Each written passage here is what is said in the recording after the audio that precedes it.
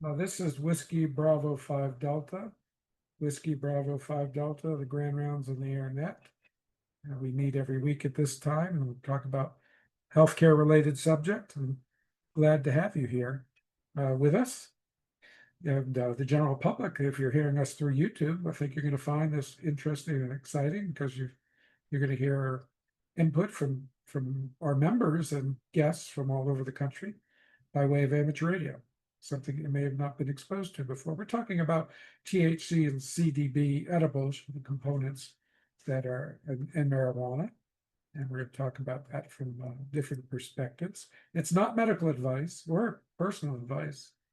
The healthcare hams and the medical amateur radio council are groups of amateur radio operators. We have a passion for both radio and health topics. We discuss these topics on the radio waves. We make recordings available for those with an interest and for those that can't be with us live from our own membership. But for therapeutic and overall medical questions about the subject today, make sure to speak to your healthcare providers, not just your provider, your providers, because there's so many different aspects to this discussion today. There's different therapists and doctors and nurses and nurse practitioners, etc., to talk to about this, even your local pharmacist. So food for thought today. We're going to go through some introduction to the material, some of the society factors, the research, and some of the international considerations. In an introduction here, tetrahydrocannabinol, if I'm pronouncing it correctly, the THC, the chemical compound. Oh, by the way, I do have slides that I'm prompting off of, and I've made those available to all of you that are listening. Certainly our members can bring them up on healthcarehams.org. If you go to posts or you have it in your email, you'll find a link to the slides from the PowerPoint presentation. And the slides not only are active with links and text, but all the images will link to the original material. Really gives you the depth of consideration of what you might want to pursue and learn about. But when we look at THC, when we know about THC and those that have gone through organic chemistry and health related fields, there's a slight difference between that and CDB. And CDB, the carnabidiol, oh gosh, I'm really mutilating the words today. Carnabidiol. It's just slightly different, but it's different enough to have greatly different effects. So two different compounds, they have profound different pharmacologic properties. Even though if you would look at them, they look very similar, just one part of it is different. There's a double bond in one way that does not allow the conversion of CDB into THC, the active ingredient in marijuana that gives you that euphoric and other side effects, the Cheech and Chong effects. But if you go to resources like Medline Plus, and you can look this up at medlineplus.government, look for patient instructions for substance use in marijuana, it explains that a little bit more and some of the different names, now it's used legally to treat different medical conditions. And you can certainly do a Google search and find that. And interesting, when you do a Google search, you're going to get a lot of other links too as well. So you're going to get a lot of AI generated information. Some of the links, interesting enough, when I looked at them when I was designing the PowerPoint for me to prompt and speak off of today, or to at least help me lead the discussion, it actually, when you mouse over some of the context, it's saying caution AI generated. So it seems like they're starting to catch up in society. But marijuana's effect on the brain, the THC acts on the brain, the central nervous system, causes brain cells to release dopamine. And of course, dopamine is chemical that's involved with mood and thinking. It's also called the feel-good brain chemical. Using marijuana may cause pleasurable effects such as feeling high, having increased appetite, or aka the munchies, increased sensations of sight, hearing, and taste. So how you feel the effects and how fast you feel them really depends on how you use it, if you're smoking it or you're eating foods, thus the edibles, our discussion for today. And if you grew up in the 1970s, you probably were heard in culture about brownies, hash brownies, marijuana brownies, and we'll discuss that a little bit, but you do have some differences in the way they take effect, and we'll discuss that as well today. And at this point, I'd like to pause. Do we have anybody on 20 meters, any late check-ins, or anybody that would like to comment up to this point? Make your call to Whiskey Bravo 5 Delta. Hi, good morning, Jay. And we have a check-in from KD5 QHV over in El Paso. Thank you for checking in, Bernie. Do we have any further check-ins? Okay, no one further that I'm copying. Do we have any questions from our 20-meter net participants? Make your call. Any comments so far from the Zoom side? Okay, well, we'll continue on. We talked about the marijuana's effect on the brain. And if we talk about edible cannabis, now we're starting to about a whole different subject.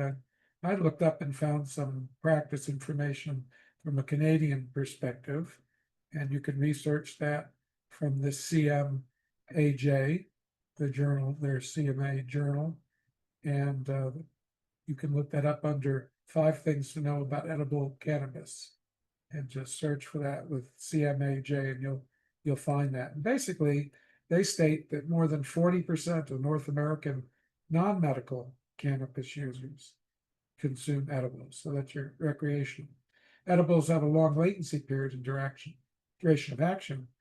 Being unfamiliar with edible dosing and difficulties in dividing edibles can result in unintentional overdose, as we'll find out because of the pause in its activity.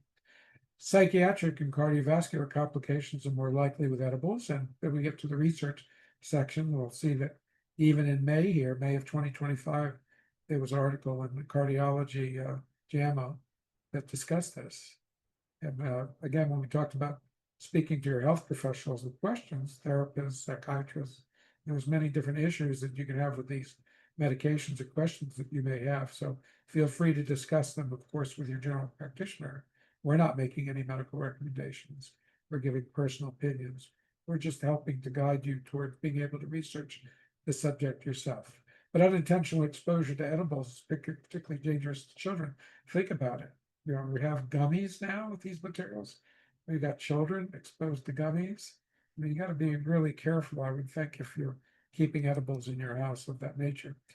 But we talked about the hash brownies a minute ago, and it was interesting. I was talking to someone that grew up in the 1990s, in a college town in the 1990s, which is 20 years after me. And he talked about how he would prepare his substances of abuse at that time, and making it into oil, make sure that they used oil. And I did find an article on decarboxylation, the step before baking. So when I spoke with him, I was totally unaware of what he was explaining to me. But apparently with baking, ingesting raw cannabis doesn't produce a high effect. We're not talking about the CDB necessarily here. You're supposed to heat it first. And I'm not going to tell you how to make these things. That's not the reason why we're here. I'm just making you aware that things do change. And there are differences depending on how you prepare and how you consume these substances. Again, if you have specific questions about that, research online or talk to your physician. This one was on the Canigma page, CANNIGMA. You can read about that yourself. Baking with marijuana, not reporting or suggesting that you do baking, but if you're interested in finding out the differences, because what's interesting was preparation of cannabis oil and how to make cannabutter, ways to get them in different foods. So if this is just information how people do use these things. So this is Whiskey Bravo 5 Delta Medical Amateur Radio Council, ran around the air net for identification, operating out of Hawthorne, Florida today. The home call is AA4FL, Alpha Alpha 4 Foxtrot Lima. In addition, I mentioned earlier, for those of you that are just tuning in on 20 meters, and you're welcome to check in and participate if you have questions or comments. You don't have to be a member, but if you go to the healthcarehams.org website and look under posts, and I believe it's open to all amateurs, not just the members of our organization. Under posts, there's a post that gives the link to the slides today, and the slides have active links within them, as well as the images have active links. So that might be very helpful as we listen here at 20 meters with no visuals. You'll be able to see the actual information that I'm guiding the group discussion here, the interactive roundtable discussion. And under state and medical cannabis laws from the CDC, they have a page as well. You can look that up, and it just talks about still being a Schedule I substance under the Controlled Substances Act, and has considered to have a high potential for dependency and no accepted medical use, making distribution of cannabis a federal offense. That was on the website as of today. Well, it was dated February 2024, and that may have changed since then. You know, that's the nice thing about having the internet, or being able to know when something was issued. If you had a book, there would be no way to check it, but knowing that this was February 2024, you can look for more current information. In state regulated cannabis programs for medical use, as of February 2024, there were 47 states, District of Columbia, and 3 territories that allowed the use for medical purposes, and 38 states and 3 territories for the use of medical purposes through comprehensive programs. And 14 states and 2 territories have a comprehensive medical only program. 9 states have medical programs that allow for the use of CDB, low THC products for qualifying medical conditions as defined by the state.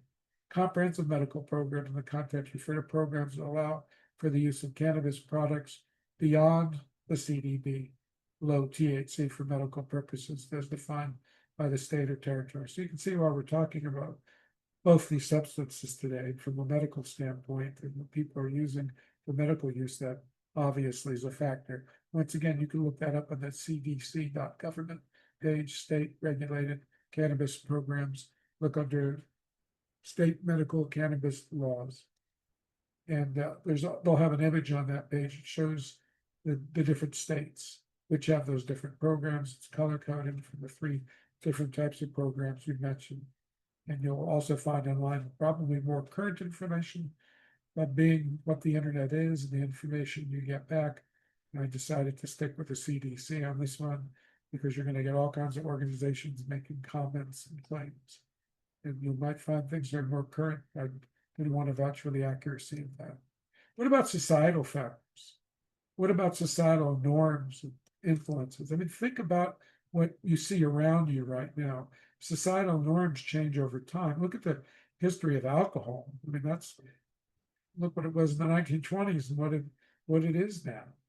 And the advertising of the use in colleges. I mean, it's freely used. There's not that many limitations against alcohol use. But in recent changes, what about gambling? Look what happened to Pete Rose. And he couldn't go into the Baseball Hall of Fame for years, wasn't eligible. And now you go into every college football or basketball game, and half the ads are gambling ads. I guess that probably depends upon the state you're in. Rules are different. And what about college athletes, the amateur status? Now you've got payments in college athletes.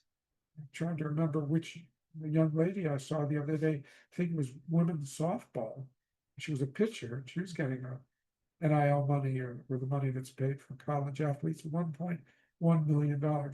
Point being is that over time, norms change. That's considered to be acceptable.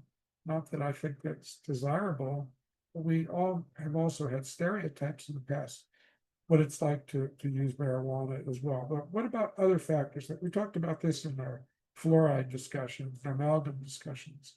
You know, some states now are starting to prohibit the use of fluoride water fluoridation on fluoride. And what about a personal liberty issue?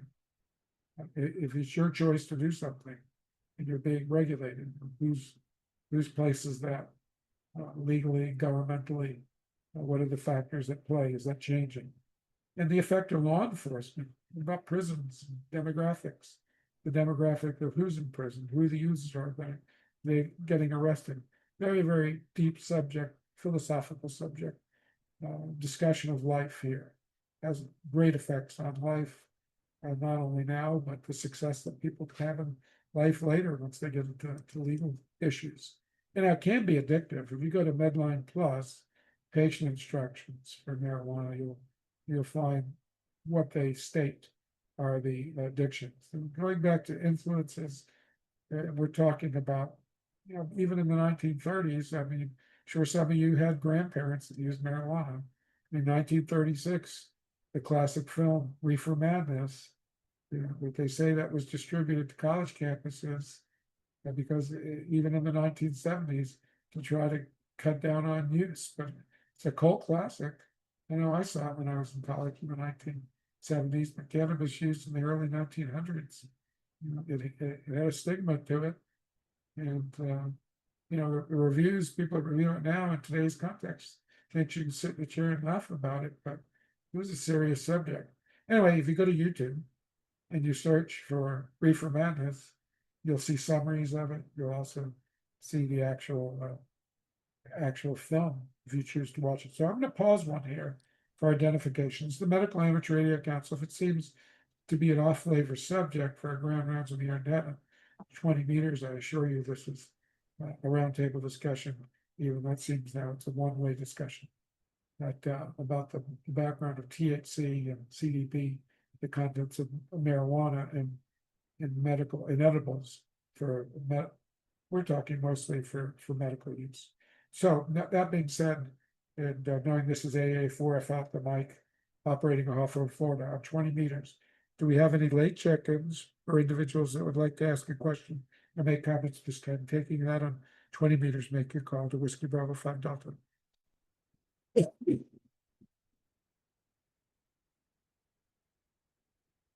Okay, no late check-ins. And do we have any comments on the Reefer Madness movie from our Zoom participants? Is anybody that would like to tell us if they watched that and how they felt about that? Make your call. Whiskey Bravo 5 Delta through Zoom.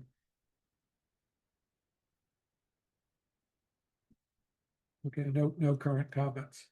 One comment. Okay, we do have a comment from Stuart WA9ZPL. I'm going to turn the mic over to you, Stuart. You were mentioning how certain states, the state law has certain permissibilities for marijuana use. However, the federal law contradicts the state law such that there could still be problems with the federal government if they start to enforce. Thank you. That's important. It's important to point out you are at liability there officially. Thank you for bringing that to the surface. That's what the slide from February of 2024 kind of hinted at, but I wasn't sure if that had changed. Thank you for verifying that. I recently learned of a physician who was fired from their job because a hair sample from the scalp of the physician showed that marijuana had been used.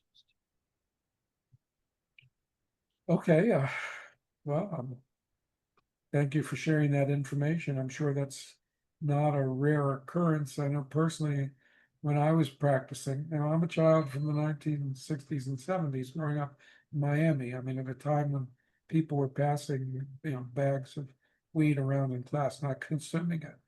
And this is AA4, I felt like, but I haven't, not since teenage years. And even back then, it was just more experimentation, to the advantage of some of my friends that were serious smokers that turned out finding that you weren't going to necessarily get happiness out of life from that. And they went on to their own professional careers. But as Stuart mentioned, as I was practicing dentistry, I never protect because I was of that potential exposure. Also the same thing, teaching at the college level. Not that I'm paranoid about that. I'm sure plenty of people do. That's a point also well taken. Now, Stuart, being that was a hair sample, how much do you think that came through the smoke itself, or do you think that came from the ingestion of it, whether it came by vapor or by food? What's your inclination to feel? It can be one or the other or both. The issue is, first of all, that the active ingredient tetrahydrocannabinol has a long half-life because it's retained in body fat. And of course, the hair on your scalp has a long half-life unless you're shaving your head daily. And people don't know that they might be subjected to a random drug testing. And this can be really high stakes if it's a young physician who suddenly finds themselves without a position to start their career. Okay, thank you, WA9ZPL. This is Whiskey Bravo 5 Delta, the Medical Amateur Radio Council, Grand Rounds on the Internet. For those of you that are just tuning in on 20 meters and hearing what sounds like an unusual discussion here on 20 meters, this is the Grand Rounds on the Internet. We talk about health-related subjects amongst our members and check-ins here. We have a passion for health-related subjects on amateur radio, so why not combine that passion to the benefit of the ham radio community, and all subjects, not just this subject, obviously. But we also have a Zoom simulcast, and what we do is we make a video and publish it to YouTube. We have a YouTube channel, Healthcare Hams. So individuals that are on Healthcare Hams YouTube channel will find the subject matter and then not realize it's a radio net. As they start listening to this, they find out about amateur radio. So now we're actually, maybe not, this is the ideal subject. We want them to find out about amateur radio, but we catch them stone cold anyway. So this is AA4FL, the mic operating off on farm. Do we have any further comments on the discussion that Stuart has started? Make your call to Whiskey Bravo 5 Delta.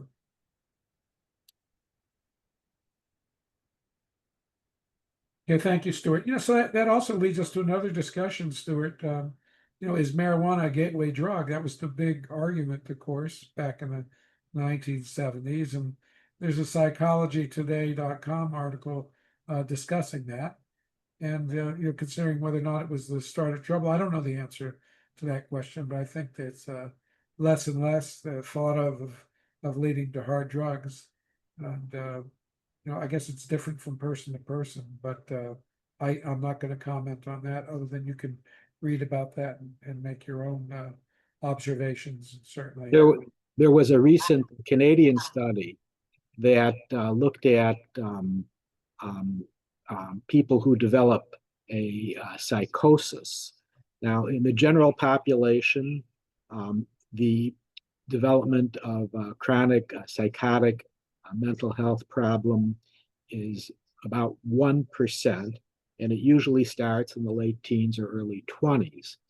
The risk goes up from 1% to 4% among folks who use marijuana. Yeah, WA9ZPL, thank you for elaborating there. That's very useful information. Do appreciate that input. It seems the Canadians are doing the research on marijuana. I'm not sure if it's been legal in Canada for much longer. WA9ZPL, do you know anything about that, sir? Well, if you're doing research, you can get special permission if it's not a Schedule I controlled substance.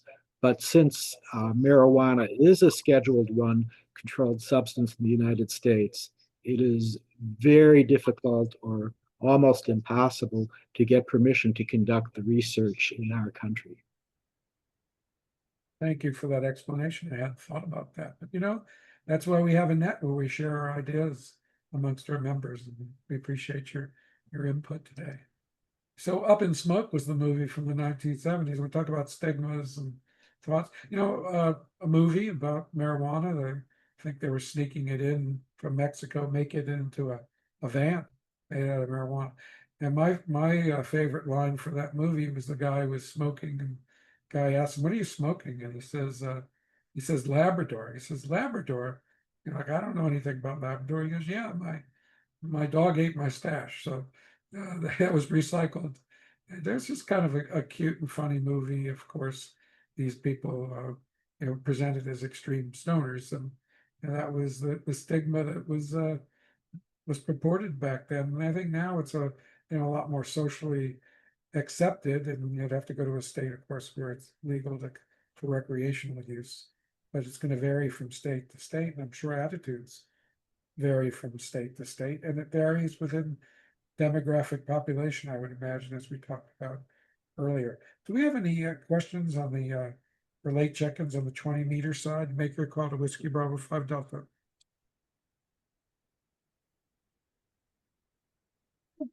Okay, none at this time. For ID purposes, the Medical Amateur Radio Council ran rounds in the air net, originating out of Hawthorne, Florida today, AA4FL at the mic.